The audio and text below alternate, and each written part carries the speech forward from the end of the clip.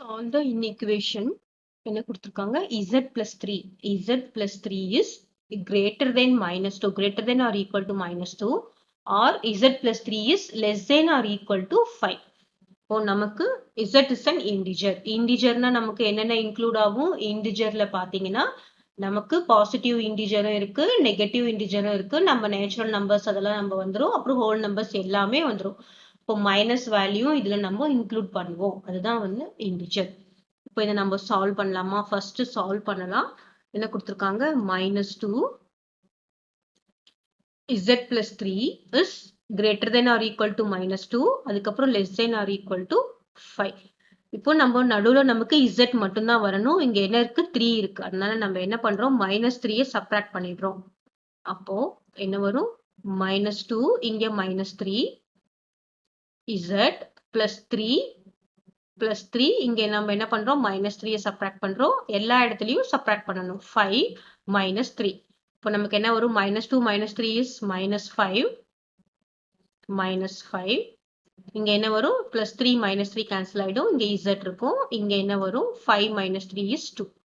So the values are between. இப்போ நமக்கு இந்த values z ஓட values எதுக்கு நடுவுல இருக்கு அப்படின்னு பார்த்தோம்னா minus 5 இருக்கு, ஓகேவா? minus 5 இருக்கு, minus 4 இருக்கு, அப்புறம் minus 3, minus 2, minus 1, 0, 1 and 2.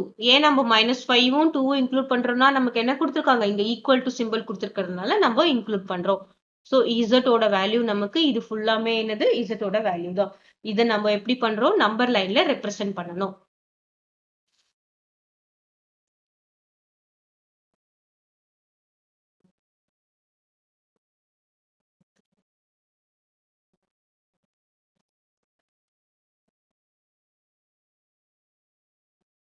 Okay,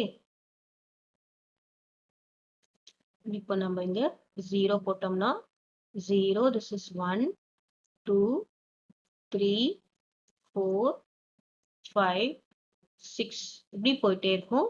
இங்க என்ன வரும்? -1, -2, -3, -4, -5, -6, -7 சொல்லிட்டு போயிட்டே இருக்கும். இப்போ நம்ம எப்படி இதை ரெப்ரசென்ட் பண்ண போறோம்? the values between, that is -5, -4, -3, -2, 1, 0, -1, 0, 1, 2.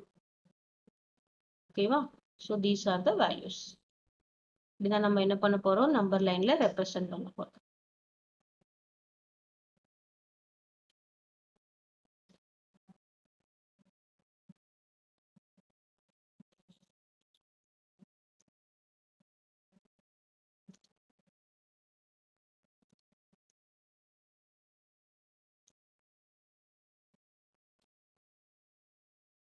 Okay.